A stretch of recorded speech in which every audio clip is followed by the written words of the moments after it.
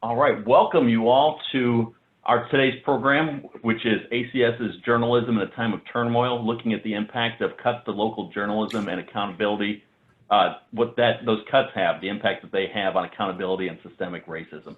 My name is Ryan Babish. I am currently serving as the president of ACS's Northeast Ohio chapter. And I can say that our chapter has long been concerned with the intersection between race, law, and policy. And it's something that has been a focus of our chapter. But over the last several months, we've redoubled down on that, creating a working group specifically focused on systemic racism, led by one of our executive board members, Marissa Darden, along with Brendan Heil and others that have really kind of focused on this issue. And today's panel is an outcropping of that. And we're really lucky, I think, to have the panelists that we're about to introduce in just a moment, but wanted to thank our exec group and for the focus and effort that they put into today's panel and the entire series that we're putting on. As we're about to hear, there have been a combination of forces, some having to do with technology, some with funding, some frankly with politics, that are really causing significant changes to local media, and that's print, online, and television. And it has a real impact about how we learn about our community, how we hold our leaders accountable, and particularly at this moment, how we understand and try to root out systemic racism.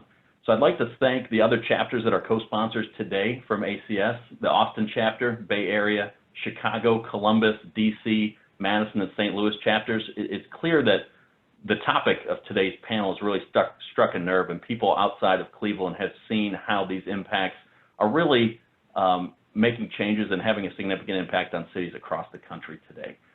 I would also, before we get started, like to invite everyone, particularly those from the Ohio chapters that we talked about here, is starting in 2 weeks, we are having what we've called our Battleground State Convening, which is all of the ACS lawyer and law student chapters in Ohio, Michigan, Pennsylvania, and Wisconsin are getting together to have 6 weeks of kind of programming and networking focusing on voter suppression, the potential for a contested election, racial justice, bias in policing and our justice system, and the current politicization of the DOJ with Bill Barr in Washington, D.C. We have some really great speakers lined up. You'll hear about these events soon, but we hope that you can join us for those. Secondly, just kind of practically for today's program, if you have any questions or comments, we'd love to hear them. Please use the Q&A function, and we will then funnel those towards our panelists at the appropriate time. So with that, I would like to get started and introduce you all today to our moderator, who is Romney Smith. Romney joined WKYC here in Cleveland as the weekend morning anchor in October of 2019. She loves covering education and is currently neck deep in everything dealing with going back to school, virtually, in person, etc.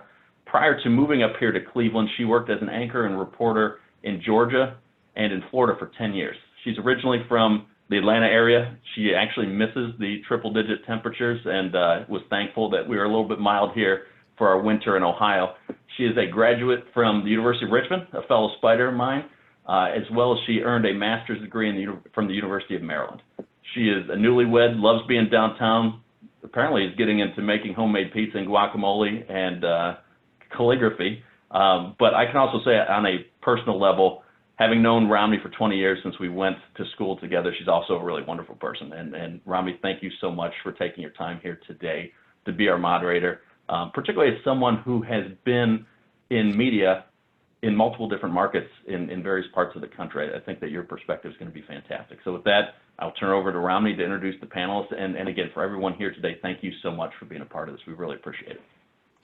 Ryan, thank you for that introduction. I certainly appreciate it, and I'm very happy to be here with all of you guys. You've got a really excellent panel today with experienced journalists, both print, online, and in TV, and I think it's important to have that representation because, as we know, when people say the media, we're not all one entity. We certainly have different forms. So let me introduce our panel. First up, we have Sam Allard, senior writer at Cleveland Scene Magazine. Sam is the senior writer at Cleveland Scene Magazine. He's a graduate of the Medill School of Journalism at Northwestern University and the Northeast Ohio MFA at Cleveland State. He was born and raised on Cleveland's near the west side. So hey, Sam, thank you for joining. My pleasure. Happy to be here. We've also got Rachel DeSalle, a freelance journalist. Rachel has been a reporter in Cleveland for nearly 20 years, and she still wears the question authority button that she got in high school. That's how much of an impact it had on her. Her stories about crime, courts, and environmental injustice have led to change in laws, policies, and hopefully hearts and minds here in Cleveland. Good afternoon to you, Rachel. Thank you so much for having me today. Next up is Sia New Yorker. She's a reporter and the weekend anchor at the CBS affiliate in Cleveland, WOIO, Channel 19. She's a multimedia reporter and the weekend anchor in Cleveland. She also serves nationally as the regional director for the National Association of Black Journalists, NABJ. Thank you so much, Sia, for joining us. Thank you. Glad to be here. And lastly, we have Michael Tobin, the Vice President of Communications, Government and Community Affairs with the Metro Health System. He previously worked at Scene and The Plain Dealer, where he covered crime in the Cleveland City Hall before becoming an editor. Then he worked at the U.S. Attorney's Office, where he was in charge of media relations and community outreach. Right now, he serves as the VP of Communications, Community and Government Relations at Metro Health, where he's worked since November. Hey, Michael. Hey, thanks for having me. All right, so let's dig right in. So first up, I want to talk briefly kind of about how we got to where we are. So as we know, there have been deep cuts to journalism significantly. I think we've seen over time with newspapers are also affecting online and on TV as well. A national trend, specifically locally, the Cleveland Plain Dealer has had huge cuts. Rachel, I'm going to start with you. You actually experienced it firsthand, and Sam, you reported on it. Can you both talk about the impacts to Cleveland with the shrinking number of journalists? Sure. So, I mean, when I started at the Plain Dealer, which is right about around the time I think Michael started, we had probably 400 journalists in our newsroom. And I think that that meant that we could spend a lot more time in the community, getting to know what the story was and with people in order to figure out how to tell their stories with nuance and kind of with the degree of depth that we needed to. And as those numbers began to fall and the cuts came, you know, year after year, that job just became more difficult. There's really no other way to put it. And I also think that for journalists in those newsrooms, the work became harder because before we were able to kind of rely on each other to learn, I mean, as a slightly younger than Mike reporter, I would be able to go sit next to him. And if I was working on a story, say, hey, I need some help with this. Who do I talk to? Where do I go? And I think those are some of the things that get lost when newsrooms shrink. Sam? Well, yeah, of course, I agree with that. I think there's a straightforward connection between the number of journalists and civic engagement generally. Cleveland State produced a report last year, I believe, which showed a direct correlation in the number of journalists in a city and the number of mayoral candidates, showing the correlation when there are fewer reporters, fewer people run for office. I think generally the question of kind of civic IQ or civic information that the electors know about what's going on in the city is also affected. One of the big examples for me this summer was the loss of Patrick O'Donnell. And Rami, I know you cover education, but Patrick had been kind of like my go-to source for CMSD issues, Cleveland school issues. Mm-hmm. And given the amount of stories around remote internet access for families without home internet, the remote start for CMSD this year, Cleveland.com just hasn't reported it in the same way. When you lose some of these reporters at the PD specifically, you lose years of expertise. They've been on these beats for, in some cases, decades. And that's kind of institutional knowledge and city knowledge that the entire community loses when those reporters leave. See, I'm going to ask you kind of a similar question on the TV side of things. What challenges do you experience in a television newsroom as it relates to shrinking resources and hiring lesser experienced journalists to replace very experienced journalists? Sure. My goodness. I'm thinking all the TV stations here in Cleveland are doing the same thing. Oftentimes, a lot of the times, we're not just reporters. We're photographers, we're producers, we're assignment desk, we're digital producers, we're content creators, where we wear all the hats and we have to do all the jobs. Whereas before, you could just focus on your reporting. You could just, do the interviews. That's not the case anymore. More and more, if you want to work you have to be able to do all those jobs and do them well. Because if you don't, there's somebody who will. But the problem with that is we can't go as in depth as we want to because, Romney, we have newscasts, several newscasts. It used to be there was just a 6 o'clock and an 11 o'clock news. Now we're faced with a 3, a 4, a 5, a 6, a 7:30, a 9, a 10, and an 11. And all of those holes have to be filled with content and stories. And so, whereas you used to be able to get a in-depth piece on, what's going on in your community, now oftentimes you just get, a minute, 30, 2 minutes to tell that story. And it's simply, it isn't enough, but that's what we're up against. And that's a great segue to my question for Michael. That leads me to two things. Michael, can you talk about how companies are now producing their own content? It used to be a big thing to work with newspapers, to work with reporters, to work with TV stations. And now companies are just pumping out their own content direct to social media. How does that work? And do you still feel the need to work with journalists? It's a good question, and I have split loyalties here as a former newspaper reporter who worked with Rachel. So we are doing what lots of places are doing, which is we just produce our own content. We hired a videographer from IdeaStream. Half the people I work with used to work with Rachel and others at the Plain Dealer.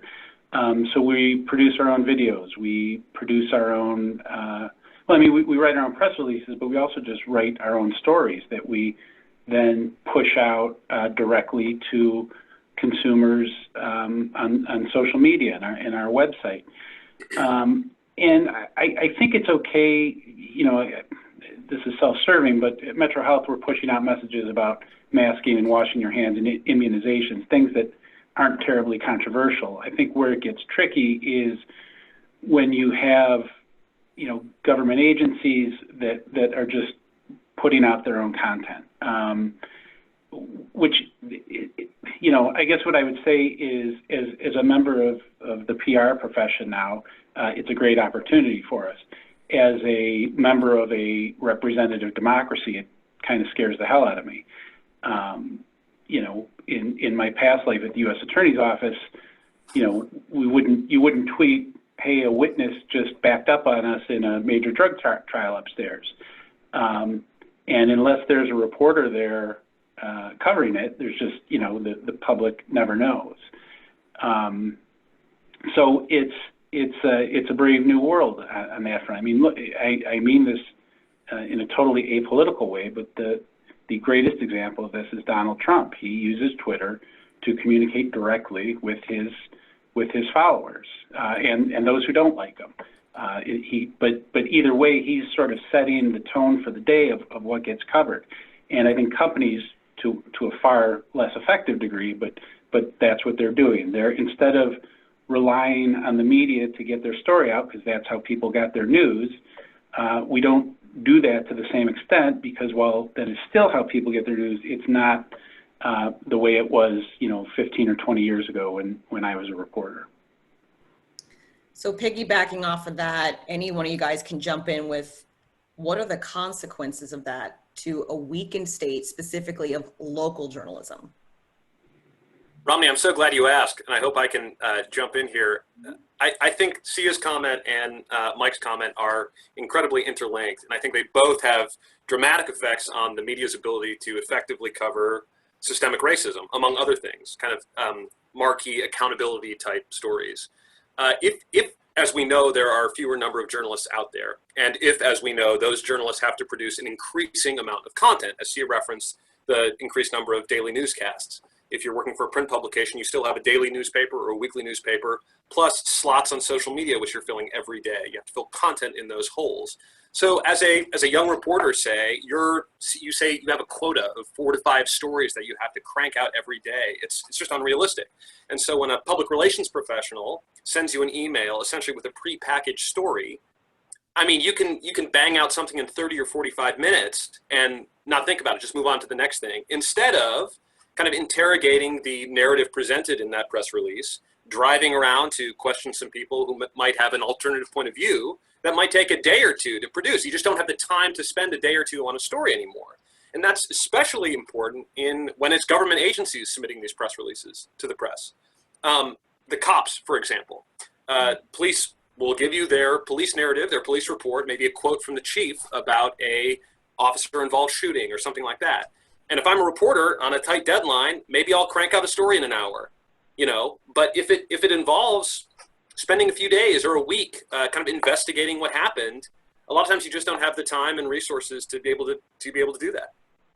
And that, in general, that plays into the issue that it's much easier to produce journalism that reflects institutions and power, because they're the ones holding the press releases generally. They're the ones providing you statements.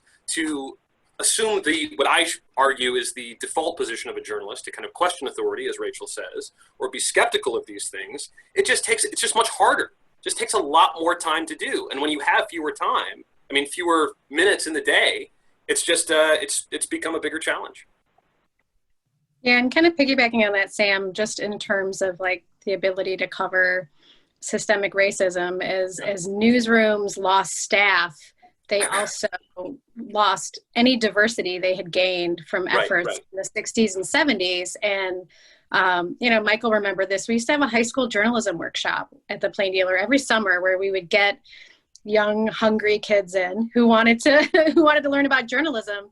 And we would teach them everything we could. And there was a little bit of a pipeline of, students who could go to Tri-C, Cleveland State, other colleges, get internships in our newsroom, and decide whether they wanted a career in journalism. And that really was fractured. We don't have that anymore. And so our newsrooms, I would say, in Cleveland are probably the least reflective of the city that they've ever been right now. And efforts to change that, we should be ashamed of them. I mean, there's really nothing that anybody can look at these newsrooms and say, who works in them, who's in charge of them, and that's something I think we have to really take a hard look at, because that's directly connected, I think, to people not being willing to pay to consume news that needs to be, if you want people to subscribe, they have to have that trust for you. And if the people that are producing the news don't have that connection to you and haven't made inroads in your community and don't look like you, and your opinions not being reflected or your worries aren't being reflected appropriately, then you're not going to engage with it. You're going to find somewhere else to get information. I have to say, it is very concerning. A few months ago, when we found out about the Cleveland Plain Dealer and those cuts, our National Association of Black Journalists Board, we got on the phone with editors and publishers. We were concerned that there were 4 Black women and they were all leaving. And with that, decades of experience and on the ground reporting, we're like, well, what's going to happen? What's the plan in a city that is at least 53% Black, and you have no Black reporters out covering the issues, especially in the time we're in? We're like, what's the plan for that? And we never really got an answer. We just heard that, they were working on it, and, and yes, we're sad about it, but, we're going to do the best we can. And then that just becomes, it's a beast. You have your deadlines, you've got to, make slot. And so then it just becomes kind of backseat, sadly. Absolutely. Another thing I want to touch on that both Sam and Rachel mentioned is the loss of investigative reporting. We know it still happens, but it's point blank kind of watered down now to some extent, right? Because of time constraints, because of requirements for social media and pumping out pure content. We have a question asking about, will it make public corruption more difficult to detect if you don't have the time to be able to really dig into these stories, knowing that there are people who get tips from in-depth articles, from in-depth stories on TV, from maybe a link that they might see on Twitter to your article? Talk to me about the investigative journalism and the loss there. I mean, watchdogging is one of the primary jobs of journalism and journalists. And, of course, the FBI will always still be around, but, you know, later on in conversations after previous, you know, corruption probes, I think we've learned to the extent that there was interplay between, you know, what the FBI was doing and then what reporters were able to dig up in stories. And kind of the other part of that, I think, isn't just exposing the corruption, but it's explaining to the public how it happens, how to prevent it. You know, telling the story of how the choices we make result in politicians, and if they're not questioned, how their actions that are unchecked can cause harm in the community. And I have to tell you, that takes a lot of time. You know, when we covered the county corruption probe back in 2008, 2009, I mean, we requested 500,000 pages of public records and read through them and reported on them. And it was a huge investment of multiple reporters' time. But we needed to do that in order to tell the whole story. And I think that that gets harder and harder to do now, not only initially, but then to follow up on with those longer term stories that really can catch the public's attention and kind of capture, you know, tell it as a story, not just as a very short, you know, here's what a subpoena said or something like that. Because those stories do resonate with people, I think, more long term. Rachel, didn't George Rodrigue, former PD editor George Rodrigue, have a statistic that he'd like to cite about investments in investigative reporting and the savings for taxpayers? I seem to remember him more than once saying, like, for every $1 invested in investigative reporting, taxpayers saved $1.50 or something like that. That it actually, I mean, the more investigative reporting you do, the more corruption and inefficiencies in local government you expose. So let's take and there's, oh, go ahead, Michael. No, there's a long publicly available history showing cases that have, where at the very least, investigative reporting has contributed to it. You know, Rachel did an amazing job during the DeMora and Russo investigation, sort of piecing together who, you know, PO 8 was and Company 52 was, that you know was a way to track what was going on. And in the Russo and DeMora case, there are examples where a story would run and you know, they would talk about it on the wire. You know, Bill Scheel, who just retired this week, was the first to report about the existence of the investigation. And you know, I think back to, you know, it doesn't really resonate in Cleveland that much, but the federal trial of Ben Suarez out of Canton, that was essentially started with a series of stories in the Toledo Blade.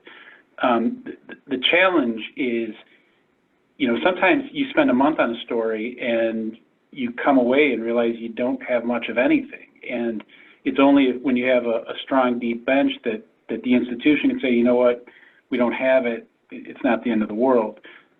You just can't do that when you have fewer reporters. So I have a question here that I want to get in. Someone's asking, regarding government accountability, can FOIA and state public records acts be strengthened to help make up for the loss of investigative reporting capacity? You know, Romney, I don't think it's so much about strengthening the laws. I think it's about expanding, maybe democratizing the people who can use them to get records. And, you know, that's a project that I'm hoping to kind of embark on this fall and this spring.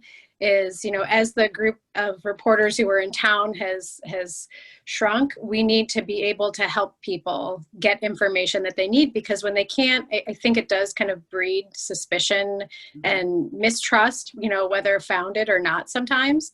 But when I was laid off from the Plain Dealer, I started getting calls and emails and DMs like on a weekly basis from people who could not get public records from the city of Cleveland or from another government entity. And I would spend hours helping people write requests, figure out how to ask for the information they needed. And I realized that, like, this should not be a privilege that only reporters can wield. You know, more people need to know how to do this and not only get the records, but then add context to them. You know, understand what they mean and figure out how to do that and share that back out with people. So I think that's going to be kind of a crucial thing that happens in Cleveland in the coming year. And also, just a quick plug, I think that the Documenters program that's going to be up and running in the next month or so where citizens can get paid to attend public meetings and take notes and share those notes back out with the public is yet another thing that is going to fill the gap for civic engagement. But also it's going to make information available for reporters. You know, reporters used to have stringers who would go to meetings, type up the notes, and you could read over them and look and see like, oh, this looks interesting, you know, like, should I pursue a story on this? And I think this information will function somewhat in that capacity, while also probably getting hundreds of additional people in the city engaged in going to public meetings and seeing what's happening.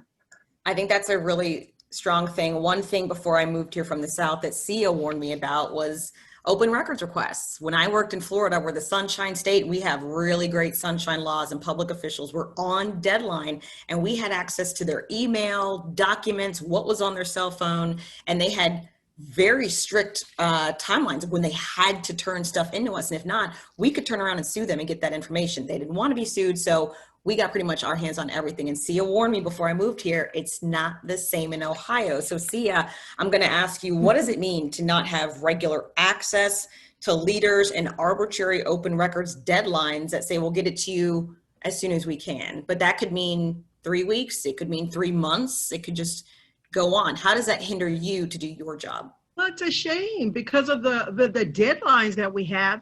You could spend a whole day hounding somebody, weeks, months, you know, every day calling, every day emailing, walking down there, going to the record, and you can't get anything, and you end up having to move on to something else. So it ends up, you know, essentially it's a cover up. They don't want to give you the information. You're like, well, what are you hiding? What's happening? And so it's upsetting, and it's very troubling. And I missed that. I worked in Florida as well, and we didn't have that issue. I wish we had a sunshine law here in Ohio. It's a shame. Well, we have one. It's just not a very strong one in some respects in terms of timeline. And one of my favorite stories around that is at one point I conceived and bore a child in the time that it took me to get a public records request from the city of Cleveland. And I actually went into City Hall, into the public records room with the child, and picked up the records and let them know what I had done while they were redacting my files.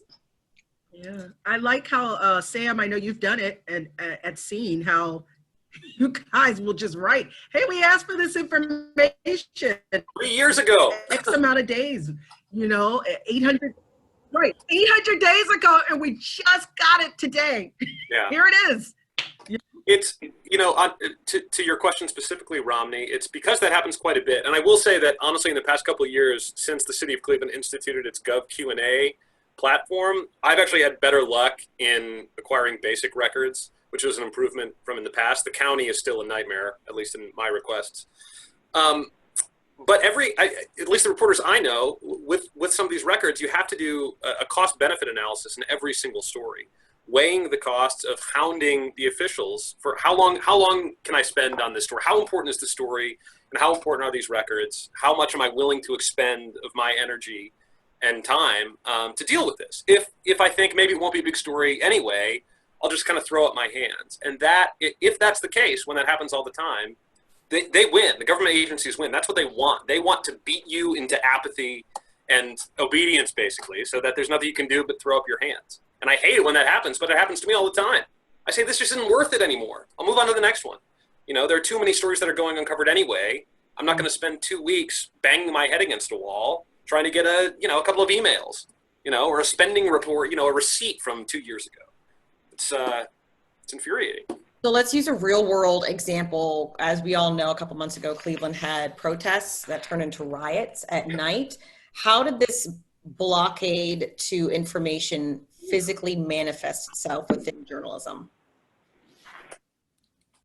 Well, I should say, to be honest, I think this is an example where there's been some really fantastic reporting locally, including at Cleveland.com, and they've been really dedicated in getting the video records of what happened that day around the Justice Center. In particular, Corey Schaefer for Cleveland.com has watched, I don't know how many hundreds of hours of video. And I think that one's interesting. The county didn't release the footage all at once. So they kind of released it in increments to Cleveland.com, but they've done a pretty good job, I think, of recording, you know, based on the video records that they've received, kind of compiling the picture of what went down. I was there myself, and I did some kind of breaking reporting as things were happening, but haven't done reporting based on records in the aftermath. But I tip my hat to Cleveland.com in covering that. Yeah, I think Corey did a really, kind of heroic effort of watching all that video and dogging, the public officials to get it. The one thing at that point, as a reader, that I missed was that step back, that ability to kind of step back and weave in all the context of everything that happened and then what was learned over time. Because I think that's what often happens when we're just posting stories and posting stories and posting stories, is that we don't get those explainer pieces that tell us, this is what happened on this day, and then here's what we learned at this point, and this is how this decision was made. That really paints a whole picture for, a citizen to understand how things happened. It just kind of all flies at us in pieces, and I think that makes it really hard to digest and kind of form an opinion on what did ultimately happen. So then, do you guys see any legal challenges associated with covering systemic racism? Any legal challenges? Yeah, that's a question we got in our. This is a panel for a law society, Rachel. No, I'm just trying to think, like, if I can think of, I can't see the.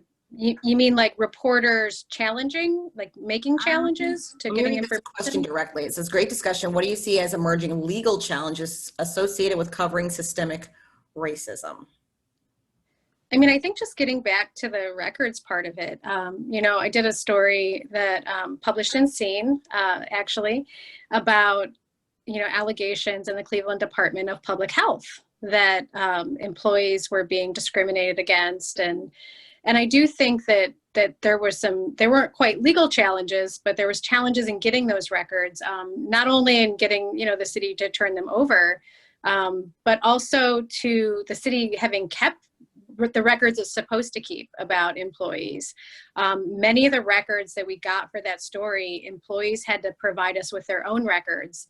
And then we had to go to the city basically saying, we know these records exist, we already have them. We just want to make sure that they're accurate and that we're doing, our job as reporters. And I do think that Scene took a legal risk in printing that story. Hard-hitting stories that make accusations against people, even if you have 12, 15, 24 sources, are often dangerous. And, when I worked at the Plain Dealer, I do think that became more part of the calculus about whether to do a story like that, what would the legal risk be? Would someone sue us? And so that can be a problem, I do think. All right. I have an interesting question in the feed. Well, one person's answering Sam's question about the value of investigative reporting. So I'm going to throw this out there because they came with sources. All right. So they're saying not a question, but an answer to Sam's question on the value of investigative reporter. A study found that, quote, following a newspaper culture, municipal borrowing costs increase by 5 to 11 basis points, costing the municipality an additional $650,000 per issue. And that's from Financing Dies in Darkness, the Impact of Newspaper Closures on Public Finance, from the Journal of Financial Economics, 2020, volume 135, number 2, pages 455 through 467. If that ain't from a lawyer, I don't know what is. Thank you very much for that person weighing in. I'm going to move on to something that everyone has heard of now, fake news culture, right? And what's called fake news, what's considered fake news, which in my professional opinion, is just something that people disagree with. Not necessarily fake, just what they disagree with. And so they call it fake because they do not agree with it. We've coupled significant decreases in news coverage with lack of access and resources, with now deliberate attacks on the media from our president, which has caused a lot of people to question actual facts with data. And people not being able to distinguish anymore between journalism, facts, proof, and data, and personal opinions and fabrication. So with the current administration attacking journalism, calling us fake news if they do not like or disagree with the numbers or the angle that the article or TV spot is presented with, what does that mean when you have consumers of news questioning you, questioning facts, questioning the truth? I mean, I don't know. As a reporter, I never had a problem with a reader questioning me or questioning my facts. I think that my job is to come back and show them where I got the facts from. It's when you do that and someone still thinks that you've somehow, made them up or included them, that is a problem, and I think that in order to repair that, we're going to have to go back. It's going to take a generation, So, I mean, I have kids in my house. They're 16, 9, and 6, and they don't teach in school the way that I learned how to decide if something is factual or not. I think they're getting back to it, but I don't know that is something that's taught the way that it needs to be. How do you look up something? How do you verify it? How do you know? And journalists have done a great job, I think. I mean, all the fact checking during the RNC and the DNC, there's a lot of effort and a lot of research that goes into those things. But if people have decided that, based on, political or personal opinions, that no matter what, something's going to be wrong, I think that is incredibly hard to fight against. The only thing you can really do is try to build as much trust from the ground up in a community as possible, so that people do appreciate the work that goes into it and trust what you're publishing. Sia? Well, I mean, I've been in the field, and I'm sure you have too, Romney, where somebody yells out the window, "Fake news media," to throw you off, and you're in front of the courthouse or something. And so I almost think it's kind of like a reflex people do I don't even know if they know what they're saying, the intent behind it. I think they just sometimes do it just to throw you off. Oftentimes we get emails after a story, like say, for example, coronavirus, we're reporting the numbers. People, our inboxes will get flooded with fake news, and you guys are hiding the facts. Why don't you, say this, how many, this and that. And sometimes, you get valid points out of them, like, hey, maybe we should, report on the number of people that have recovered, or this and that. But it's just, this is the time we're in.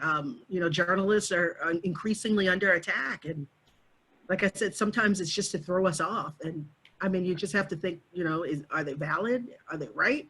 Was there something more I could have done? Do I need to shine a light here? Do I need to show them my sources? And then, maybe just possibly keep it moving if you've covered your bases. Michael, what about you? You're in the healthcare field, and a lot of people are questioning coronavirus and facts and figures and numbers and basic science of washing your hands. Yeah, I mean, this is something we're dealing with on a daily basis here at Metro Health, which is, I'm dealing with physicians and public health professionals who have suddenly become politicized, and they're going, they're not used to it because it's never been this way before. It's really just I think it's a function of the times that we don't all watch Walter Cronkite. You watch Fox News and I watch CNBC, and we each have our own truth, even though the old line about you can't have your own facts. I mean, Rachel referenced the fact checking during the conventions, and it's great and it's heroic work, but I wonder if it moves the needle. I mean, it's just a function of the times, I believe, where we just all sit on our phones and follow people we agree with, and they reinforce our views. And I think that's one thing we have to raise in this discussion, is that the world is just totally different than it was. I'm not talking COVID, I'm talking information, the way we consume news. The world is totally different than it was, 5 or 10 years ago. We talked about social justice and racial equity, and for all the great reporting that's taken place, what it's been spurred by, in many cases, isn't, the New York Times or the Washington Post doing a story about a police shooting.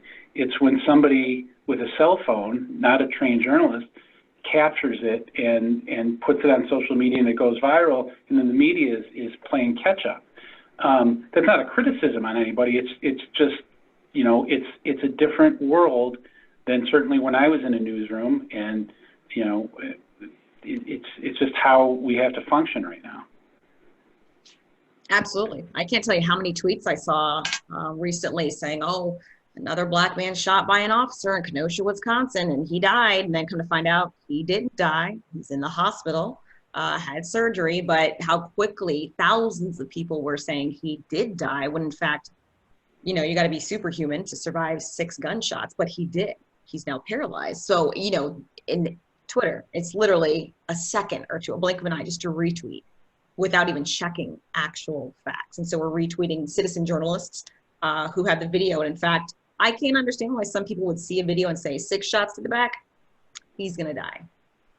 But no one confirmed with the hospital or the family. And so there were thousands of people retweeting all this misinformation. So it can happen so fast.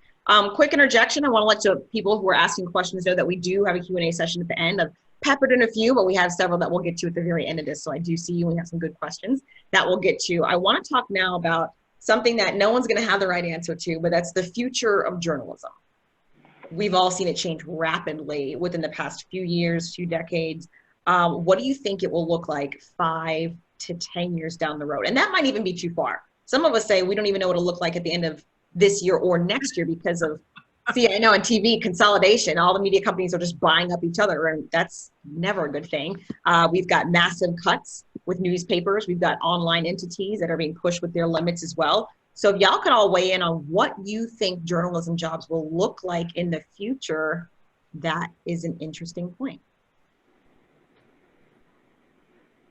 So when I was teaching when I was teaching at Kent State, I had a lot of students that were really worried about this. And the one thing that I always defaulted to, and it's probably not the right answer, is that the core job of a journalist is not going to change.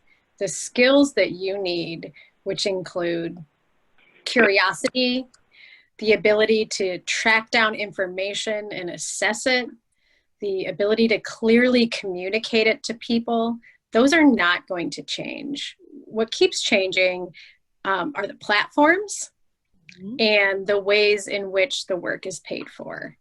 And so when I'm trying to have younger folks not get discouraged, I'm like, if you can do these things well, there will be a place to do them. What's happening now is just a gigantic kind of course correction because people are not consuming less media. They're consuming it differently. You know, I mean, the growth of audience for podcasts is insane. You know, it's huge. And that is, a lot of that is some form of journalism. And so I think that we need to be willing to figure out what works. But what I'm more concerned about is journalism becoming something that is only available to people who have disposable income. That's really what we need to be concerned about, because part of the beauty of newspapers was even if you couldn't afford a subscription, your neighbor still had it sitting around and you could read it. And people would kind of pass this thing around. And, you know, then we went to having everything on the internet for free, but no idea whether it's trustworthy or accurate. And I think somewhere those things are going to have to kind of blend together. And there's going to have to be, I believe, more public support of journalism if we want it to survive. You know, I think foundations are doing a good job to help support nonprofits, but I don't think that should be the only way that the work is supported, because then, you know, as people rightly point out, no one will ever report on what foundations are doing, and they're pretty powerful. So I think the work will remain the same. I think the way that we do it and get it out there will change. And I haven't seen the perfect answer to, you know, quote unquote, fixing it yet. Anyone else want to weigh in on that one?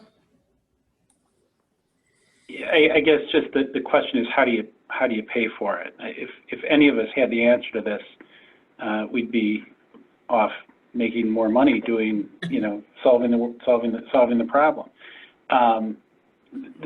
The question is how you pay for it. People don't leave journalism because they don't love the job anymore. When I worked at the Plain Dealer, there were so many nights I walked out of there going, hell, I would have done that for free. That was so much fun. But then you get married and have kids and have a mortgage and say, I gotta pay for these things.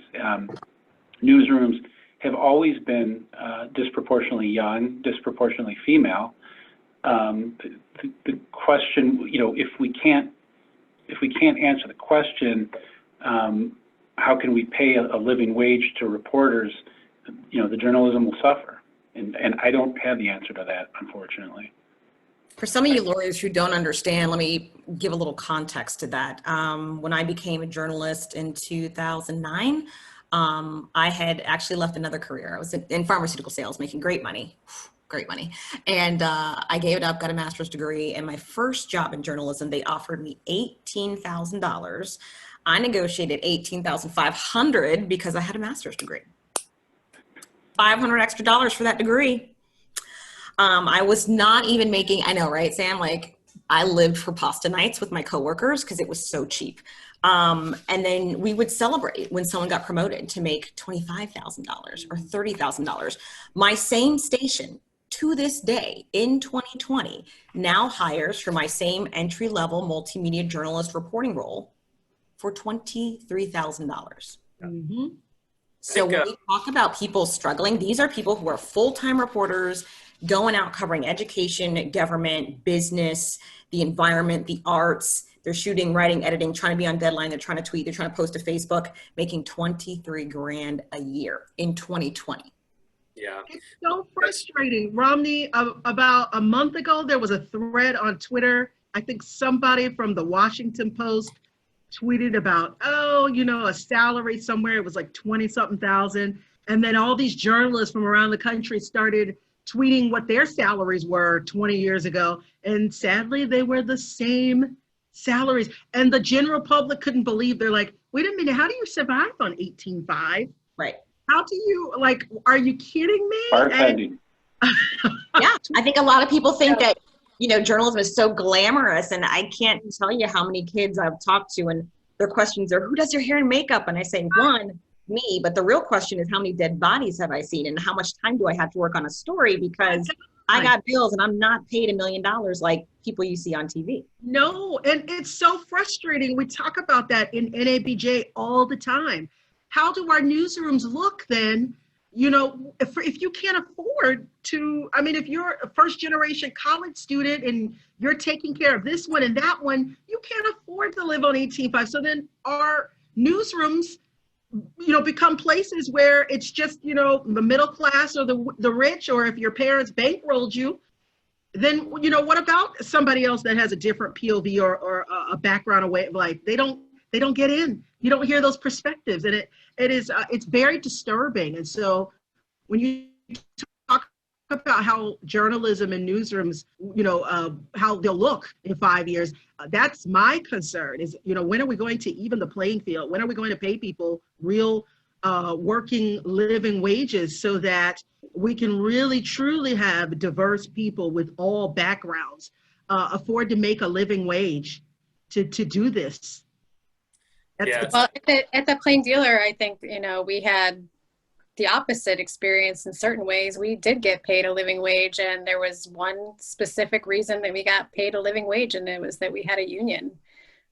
We had negotiated salaries, negotiated benefits, negotiated severance, because it wasn't every person for themselves. It was all of us, making those, demands together, especially when times were good, and also making decisions about how things would get cut when they weren't good. So I think that's one way. And you've seen across the country, hundreds of newsrooms, both digital and, still print newsrooms have been unionizing in the past couple of years for that very reason, not only to have control of their own destiny salary-wise, but also to have control of what gets covered. And, if you look at some of the papers, they have diversity requirements that they've negotiated into their contracts. Like they've instituted their own Rooney rules for interviews. And so I think that that's, a pretty important element to getting some of that work done. I guess one thing I fear in talking about the future of news is kind of a hollowing out of the middle. You mentioned these low salaries at, I don't know where the station was when you started, but I think in 2019, the median journalist salary in Ohio, at any rate, was $32,000, which is well below the median.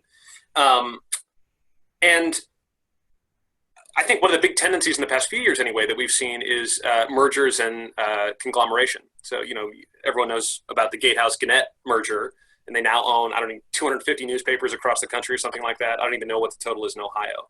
But as that happens, the first thing, of course, that they do is pursue efficiencies, which means cutting staff across everywhere.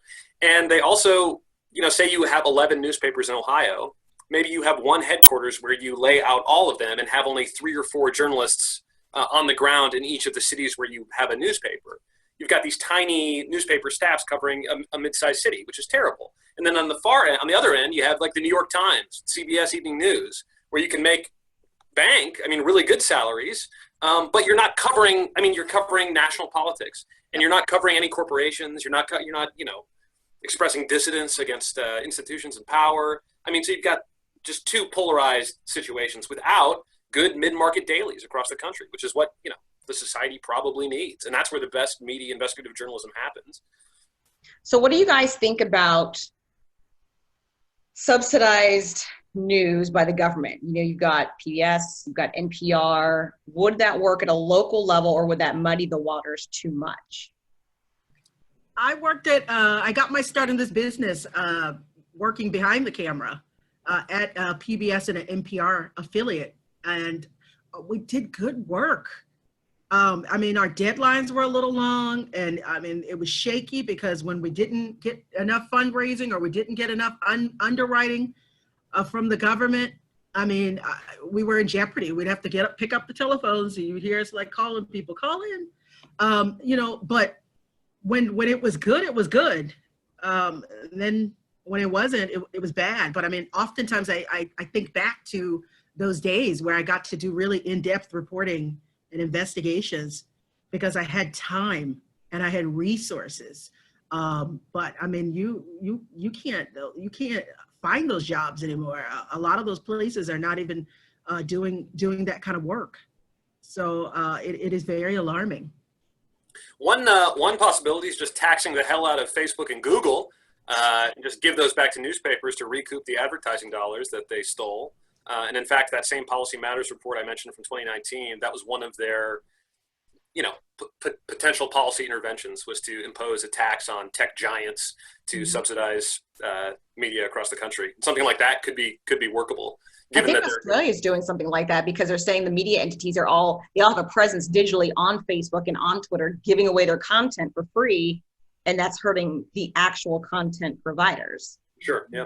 Which is interesting. Let me ask you guys this. Sam, you mentioned earlier the conglomeration of newspapers. Mm-hmm. So we know that there are TV broadcasters gobbling up each other to where I truly believe in the future we might only have, let's say, the big 5, the big 8, whereas we used to have 25 to 30 different media companies. Yeah. How does that harm journalism to know that in a few years, Sinclair used to have, 35 stations. Now they've got 189 TV stations. Oh, yeah. That's massive. Nexstar is also massive.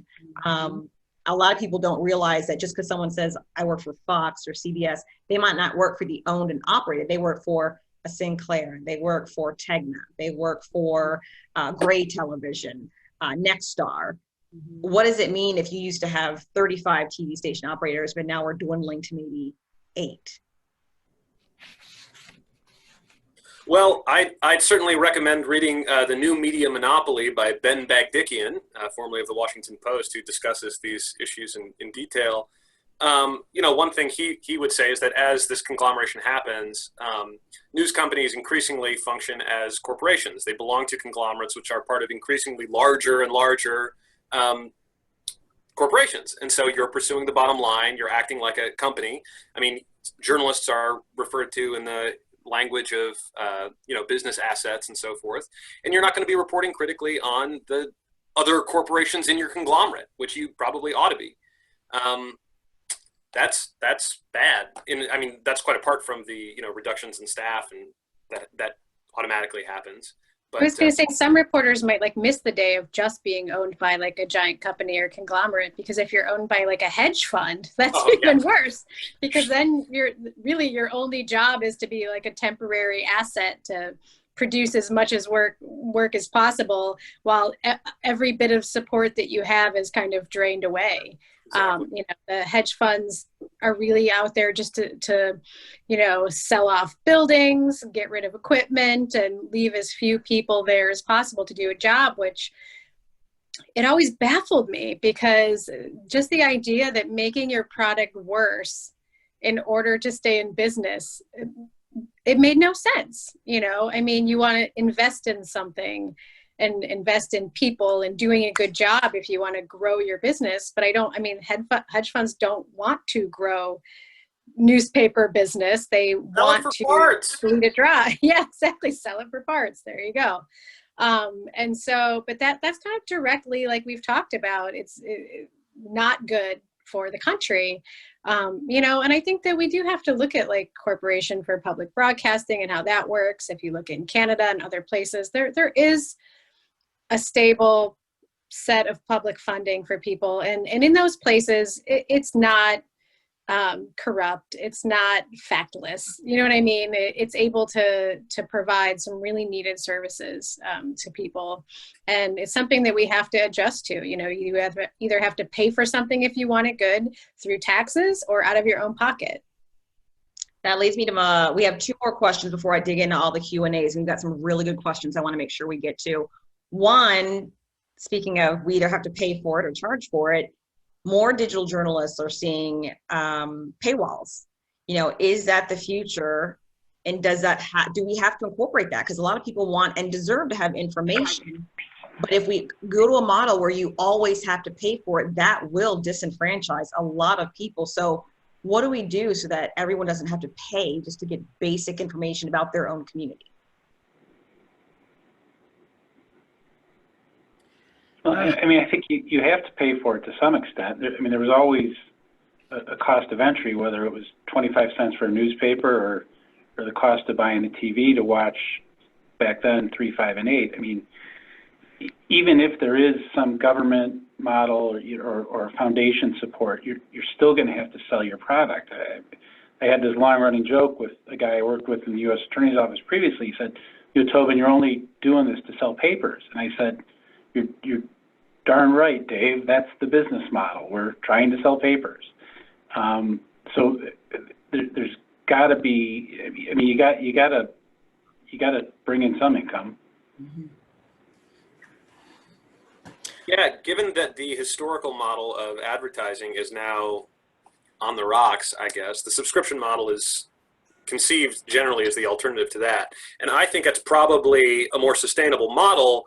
But not for these big all-encompassing news sites. For more niche, I mean, if you're talking about The Athletic or something like a sports site, which I have problems with, but you know, as an example, that I think works. I mean, you have an engaged audience that cares about that topic and is willing to pay. Hopefully, if you have a large enough audience, that can sustain that particular site.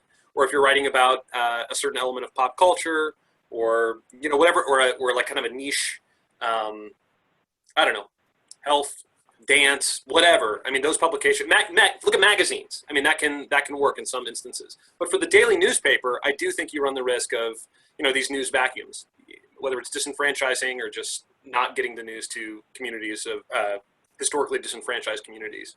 And that's a problem, but, you know, there's not one solution that can solve all the problems in this industry. So I don't know.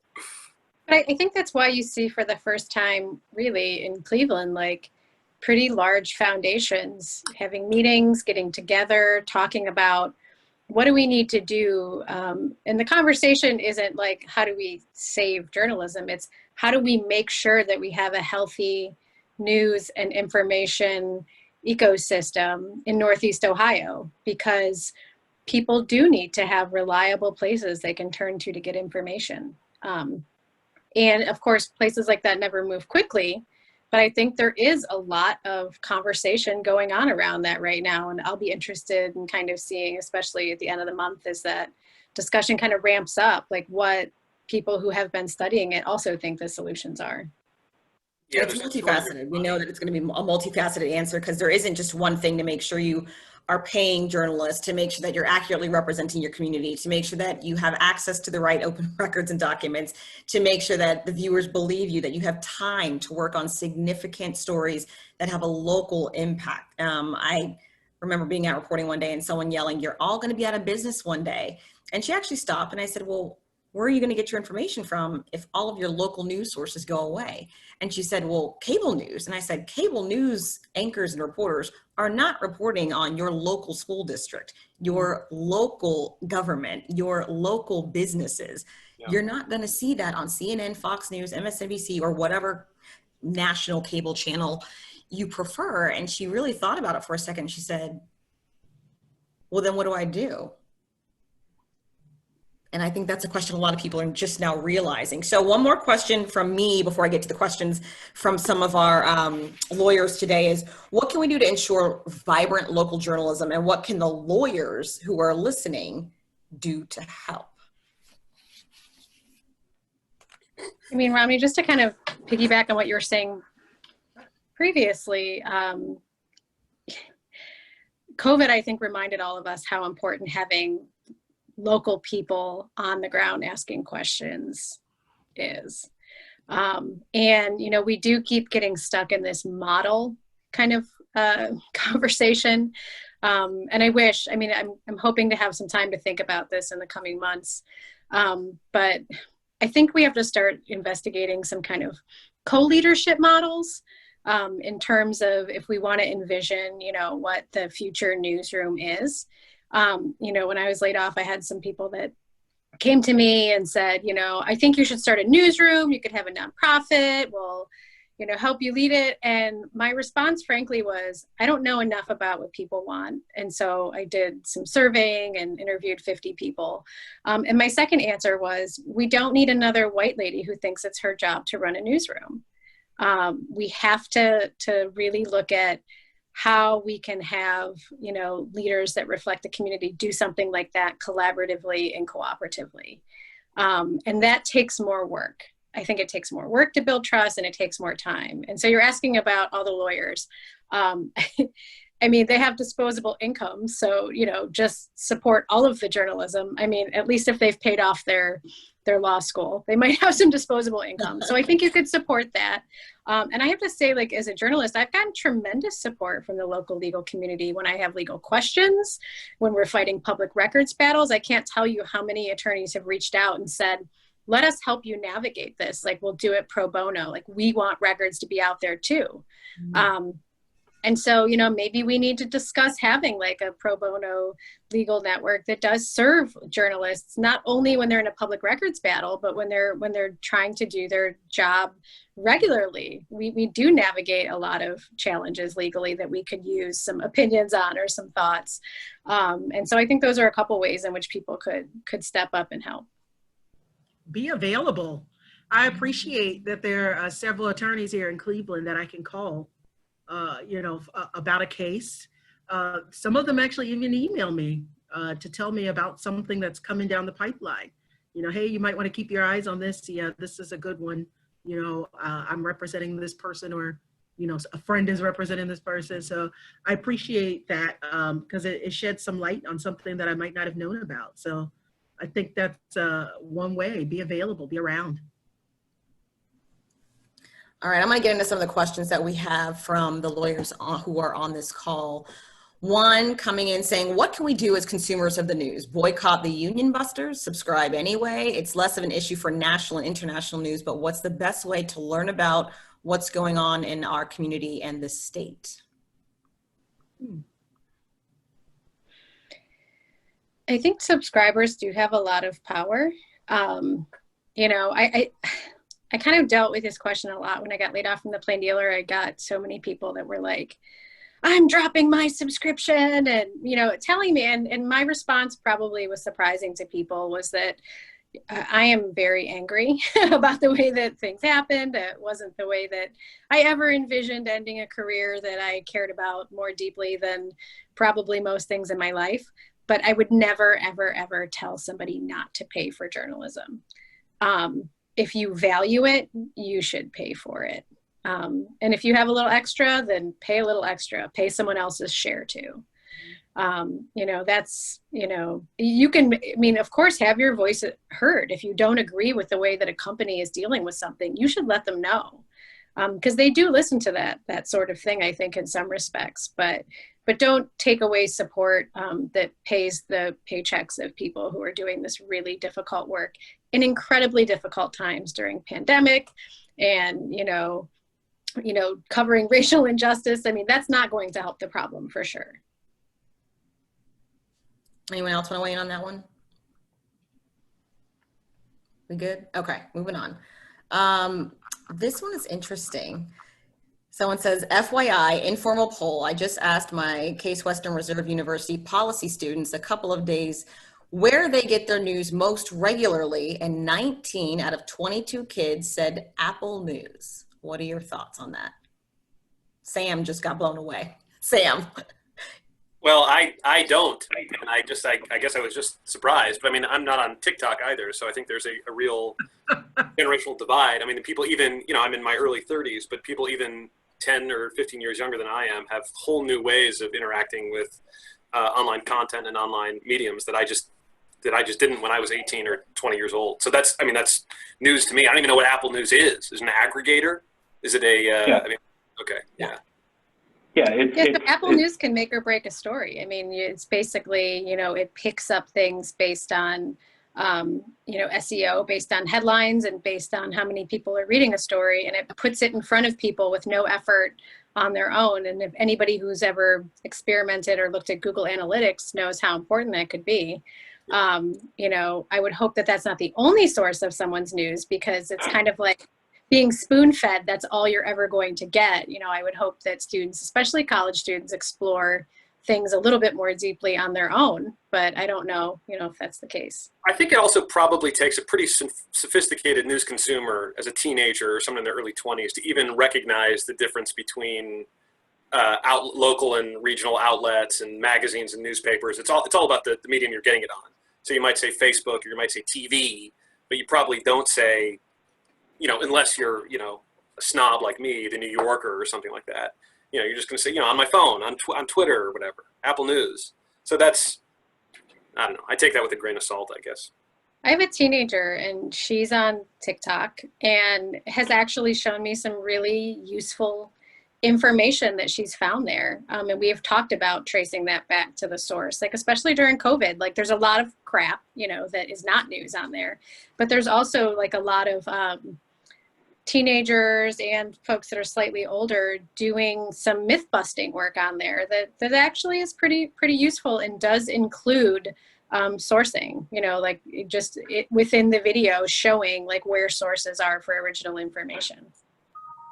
We do have another comment about that, Apple News specifically, that says Apple News has editors who make decisions about what stories to pick up on their incredibly powerful platform. It's not just algorithms, but we also have to keep in mind that the people behind the algorithms have their own biases.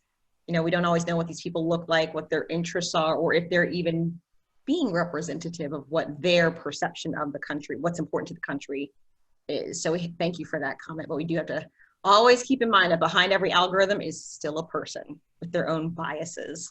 Well, Ram, sorry, but even extending that further, behind every fact is a person framing it. Sure. You know, I mean, it's not just like a fact is true in a vacuum. We were talking about this earlier, you know, that, you know, a question about facts and alternative facts or whatever the question was. You know, I think we have to be mindful as reporters and editors or whatever we are, that we shape narratives too, even if it's something that seems just automatically true because it's data or something like that. The way we present it and the way we interpret it totally shapes people's understanding of it. And that's, I mean, especially as we talk about systemic racism, that's a huge factor. So I'm going to ask this question, but I'm going to answer it first. Okay, so it says, I'd be curious to hear from each of the panelists if you could read, watch, or visit one national media outlet a day to get your news, which one would it be and why? What are they doing right that you value so much? My gut reaction to that is I don't want to be limited to just one. I am a channel flipper. I have so many different newspapers bookmarked in my browser, locally, regionally, nationally. It's part of my daily breakfast. I eat breakfast and literally clicking around just to see what's going on. I would honestly say I don't think you're doing yourself a service as a journalist if you would only rely on one. Do we have preferences? Sure. But I think most journalists are going to say, we would never rely on just one media outlet. That's a very dangerous situation to get from, because then you bottleneck your own perception and your own, the tint to your coverage. That being said, I will say the one constant in my life that I've loved since I was a little girl, my grandpa introduced me to 60 Minutes. I have always loved and respected their storytelling, how in depth they go. They make a story seem like it's 2 or 3 minutes and it's like 11. And I love the twists, the turns, the surprises. And I genuinely walk away after I've watched 60 Minutes feeling smarter about whatever topic they're covering. Sometimes I'm enraged to take action. Sometimes I'm crying. But I've always personally loved 60 Minutes. So if I could just get 60 Minutes every day, I'd watch it every day. But of course, it takes so much work and effort and energy and research. That's why they don't have 60 Minutes every day. It can only be possible once a week. So that's my answer. So for the rest of you guys, if there's one national outlet you could tap into, which one would it be and why? Well, Romney, I'm like you. I flip around. I have my favorites, like you said. I don't just watch one channel, one network, whatnot, or read just one media paper. My favorite, though, I listen to NPR every morning. I love Morning Edition. And even though I'm on the air at work, CBS Sunday Morning, I DVR it and I love it. I've loved it since I was whenever.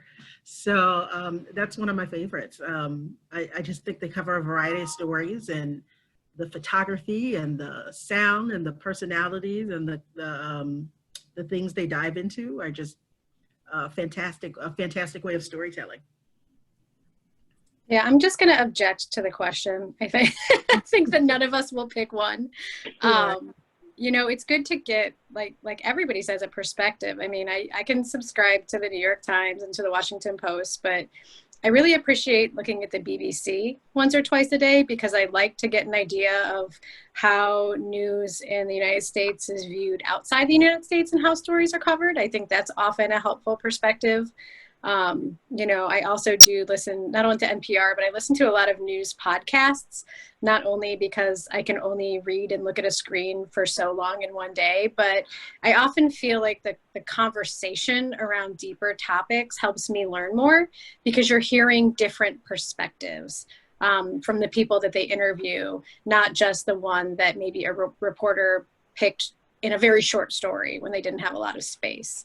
And then locally, I mean, beyond looking at the different television websites and stuff like that, I ended up, you know, lucky enough to do some work with WOVU, which is like a radio station in the Central Kinsman area. So I always tune into some of the either news or issue-oriented programs that they have, because I want to hear what people are discussing, you know, because I think as journalists, often like what we think is important and what we think we should be asking questions about, there is a gulf between that and what people are discussing on programs like that as their primary concerns or information that they would like to know.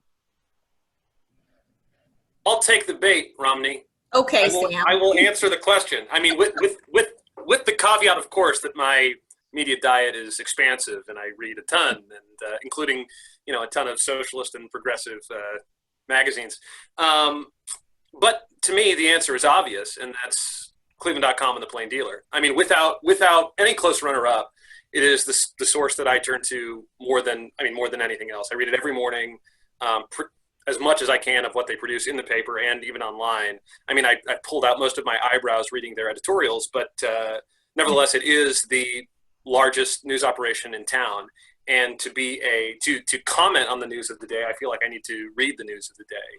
And I just read it more than anything else. I mean, I'm a subscriber to like 5 or 6 other newspapers, but I think I always kind of turned up my nose at people. I went to school in Chicago, and, you know, people who I would like read the Sun-Times and the Chicago Tribune, and people who wanted to only read the Washington Post and the New York Times. It's like, you're in a city, read the newspaper of the city that you live in.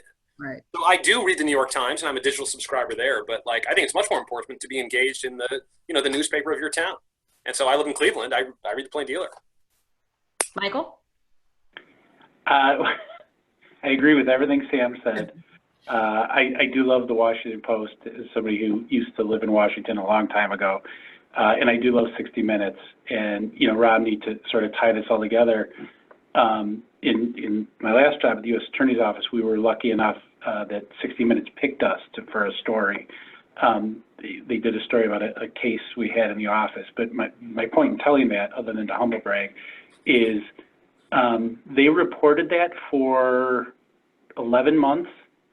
They flew a producer to China. They, when we would do like a TV hit, with a TV camera, usually local TV comes in and it's 15 minutes to set up if they're, and they did a 6-hour soundstage build out. I mean, I say all that, that's the kind of time and resources, and everything looks fantastic and the sound is perfect. And that costs a lot of money. Now, I think it makes a lot of money for CBS, but it takes time and energy. And there's an example where they can spend 6 months and say, you know what, it's not a story, we're not going to do it. And nobody locally has that luxury. Not 6 months, six days. We're lucky to get, I would say 6 days. We'd be lucky to get on one story for 6 days, 6 hours sometimes. That's a great summation. Thank you so much. Let's get to another question here. So we have upstart nonprofit organizations such as ProPublica have successfully partnered with traditional for-profit news outlets to improve coverage of certain topics. Can you foresee a system of public funding that would serve the same purpose with some sort of oversight that would block political interference? It seems like governments and taxpayers should support that sort of funding, particularly if it reduces borrowing costs as described in Romney's reference to the economic study. So thoughts on upstart nonprofit organizations like ProPublica and kind of expanding their reach?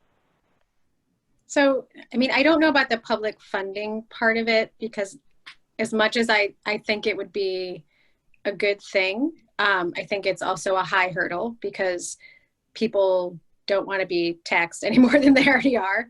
And I understand that, but I do see places like ProPublica and other national nonprofits that have trust expanding to do more local work. ProPublica started its local reporting network because it saw the need to support with all of its resources, reporters on the ground. And it's been a tremendous success. Kyle Hopkins out of Alaska won a Pulitzer and would tell you that that was because of the support of that local reporting network, that he was able to do the stories that he did on, on the police there in Alaska. And so I do see more of that happening. I think there's a lot of interest in it. Whether that kind of results just in kind of one-offs where people get like opportunities to do stories, or whether that kind of grows into more of a networking or hubbing of some of those organizations where they have people on the ground in different cities. I'm not sure, but I think it is a pretty big topic of conversation right now. And yes, someone will have to figure out how to pay for it if it does expand to that extent. We have kind of another similar question, which again is going back to ownership. What is the effect of journalism of the long-term and continuing consolidation of media ownership? If vigorous antitrust enforcement still existed, could that consolidation be constrained? I presume. Yeah, I think so. The effects are bad. The effects are just really bad. It is a business. People forget, sometimes we just forget that there are dollars behind this, real dollars, millions of dollars. I mean, I don't want to get into the nitty gritty, but we talk about commercials and how much we make during a political season or during the Olympics per se. I work for an NBC affiliate. We make millions of dollars, but there's also, before that even happens, before we run one commercial, we got retrans fees. So we are making money, but the more stations we gobble up, the more money we can demand because there's power in numbers. And so that's going to influence what stories we're able to tell. I remember specifically CBS News doing some kind of expose on a big car company. I want to say Ford, if I'm remembering correctly, but there was something wrong with the vehicle. Forgive me if it wasn't Ford, but there was a major car company. Something was wrong with it. They tried to do an expose. Turns out that particular car company was a huge sponsor. They pulled all their ads. They said, CBS, if you run this, we're going to pull all of our ads. They pulled all their ads worth millions of dollars. That lasted for exactly 3 days. And CBS reported on it. They said, you know what, we're going to do this story because it's good journalism. Also, we want to let you know they pulled all their ads. 3 days later, there was such backlash, and people were saying, just because you spend millions of dollars of money on advertising with CBS stations doesn't mean they cannot report on you. And so it was interesting to see the media say, no, we're going to do this story. We're willing to lose the money, but also in the back of their mind knowing you'll come back. Yeah. And so it's going to take some boldness. It's going to take newsrooms who are willing to sue or who can afford to sue to make sure that they can do fair journalism. Yeah, I mean, like this sounds cynical, but like the entire news operation, the entire journalism operation for a lot of these people is just incidental to the business operation. These are companies that are owned and operated by a board of directors that are, answering to their shareholders. So what they care about is the bottom line. David Folkenflik, who's the media reporter for NPR, has said multiple times, in fact, he did at the City Club of Cleveland too, that mainstream newspapers and media is a profitable industry, but executives just aren't happy with the current profit margins, which may be 2 to 4%, when 20 years ago they might have been 10 or 12% or something, and they want those really juicy. More than that. More than that? 20? I mean, never was. More than that. I'm pretty sure for a long time, like money was being like wheelbarrowed out of Cleveland to folks elsewhere that own newspapers. And with weeklies as well. Back in the 90s and early 2000s, we were printing money, and that's, if you had executives who were content with making a profit, just a smaller one, we might be much better off. Which is why I think nonprofits are something that are growing, because there is a way that you can, make enough money to sustain an operation. And, like there's issues with that too. Nonprofits will be affected by lean times, but at least it's not just one. I mean, having many models is probably far better than just having one model that's kind of flailing. The last question we have is, aside from public funding of investigative journalism, which new business models do you think are most promising to create sustainable local or regional outlets? Oh, you're just asking the wrong people about business models. I got nothing. I did yesterday. I read sorry, go ahead, Rachel. Yeah, I mean, I think people are experimenting with a lot of things. You have reporters who are experimenting with a newsletter model through like Substack or other places like that, where it's similar to like the Patreon type model, where people who are invested are paying and some people pay more. I think the problem with any of those things are growing them to a large enough extent that they could really cover a city. I mean, it's kind of like Sam said earlier, if you have a really big interest in something and you're willing to pay for a kind of constant diet of news on that, that's great. But, the beauty of a traditional kind of newsroom, whether it be a TV station or radio station or newspaper or digital online, having enough people to be nimble and respond to whatever the news is, and have people that do have some expertise to do that, that is the part that is hard in figuring out the model. Because you have to be broad, you have to have, like Mike said, a deep bench, and you have to be nimble. One of the things that I found really fascinating, and I've been trying to think about it, is when I kind of did a survey of some people this spring. It was probably like a little more than 300 people or so, and then I interviewed about 50 people. There were a huge number of people that said they wanted investigative journalism, more investigations. But also the second most number of people wanted very local news. They wanted news about their neighborhood, what was happening, decisions that were being made. And those are two very different things. And it's very hard to figure out how to sustain a publication that does both of those things well, because they're both labor intensive, but in different ways. Absolutely. I think we're facing that same thing in TV of how hyper local do you get. We all certainly, the 4 TV stations here, have different identities for sure. And we have these conversations all the time. And I think specifically as it relates to race after George Floyd, we had some pretty tense discussions of who is and who is not covered, why that is. And some people saying, well, I see it now that I know it's a problem, and others saying it's been a problem. You're just now opening your eyes to it. And why are you just now opening your eyes? And it's not just race, right? We could be talking about economics. Why are we not covering certain neighborhoods as much? They deserve coverage as well, because there are decisions being made on their behalf that will directly impact them that they need to know about, right? In regards to transportation, you know, I tried to dabble in this one story with transportation. I kept thinking, everyone making decisions about public transportation drove here in their own private vehicle. So do they fully understand how this works? That seems quite basic to me, but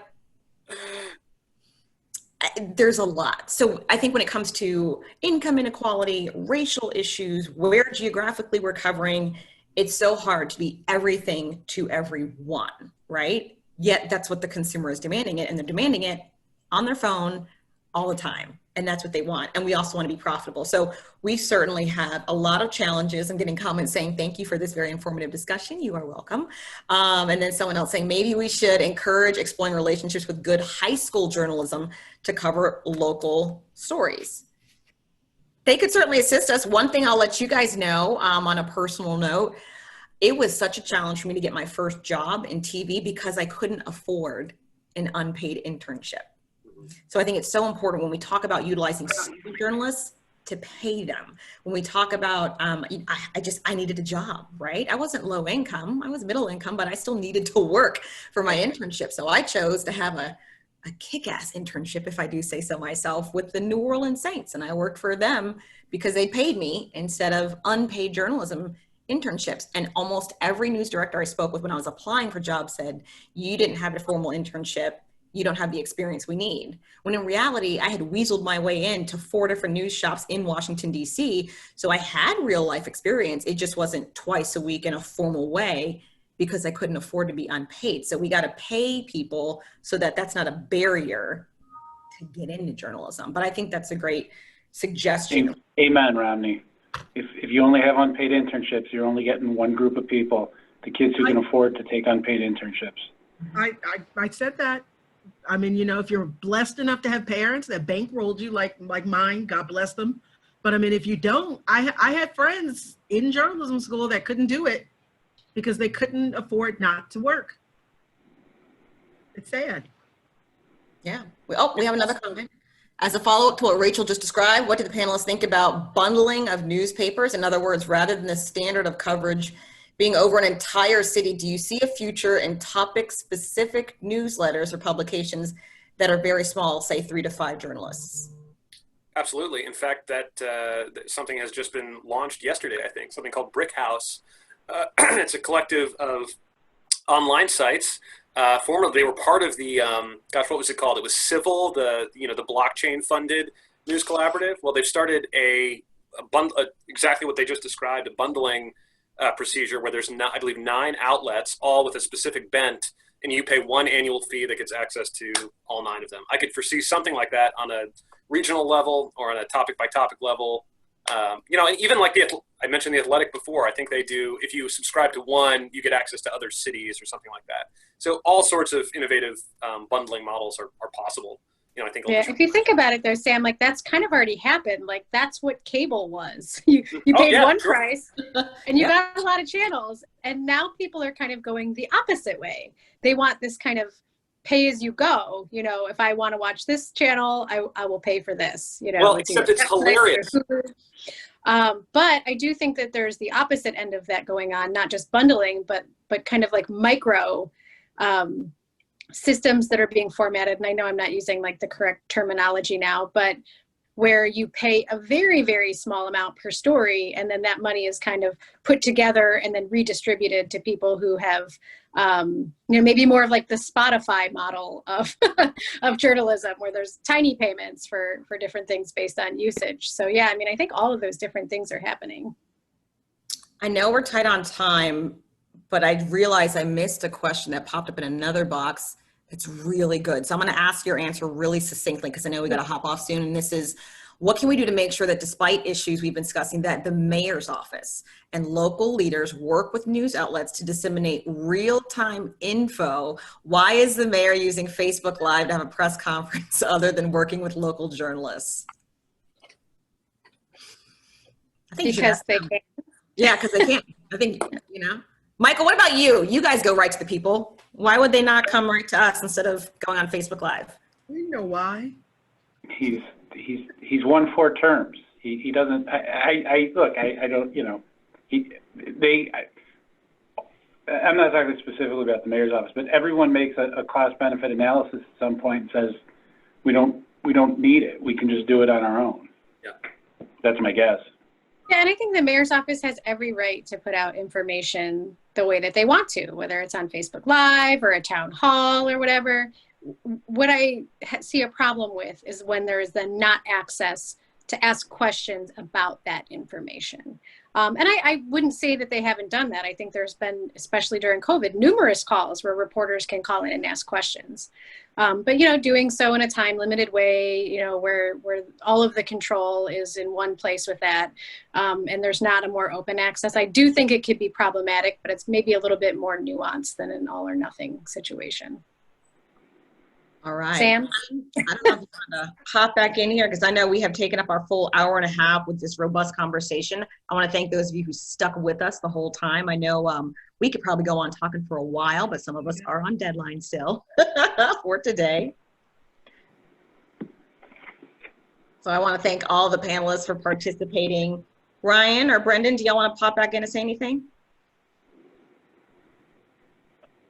Sure, if you can hear me. Mm-hmm. Look at that technology. Good. No, I love the idea, and one of the things that we've been struggling with as a group is how you do these virtual panels and whatnot. And I think that they work so much better in certain ways, but one of the ways they don't is that I wish that we were here live to give you all a round of applause, because I think this has been fascinating. I've been on text chains with a variety of the people who are listening right now throughout with questions, comments, compliments, and the like. So it's a really interesting, incredibly important issue that you all have talked about. I think that I have a new appreciation for what you all do and the challenges that you face, and I love the idea from our end of creating a lawyers group that's there to assist. And that's something that I think that we'll really look at as a chapter here and as ACS nationally, but just really want to thank you all for your time. I think that this was really fantastic, and I look forward to hopefully continuing the conversation in the future. So if everyone who's listening, please join us for the Battleground convening coming up. You'll hear about that, but I think that we're going to explore this more deeply going forward. So thank you all so much. Romney, incredible job. To all the panelists, we really appreciate your time and expertise, and we will talk soon. Thanks, Thanks, y'all. Thank you. Thank you. Thanks, Ryan. Thanks, guys.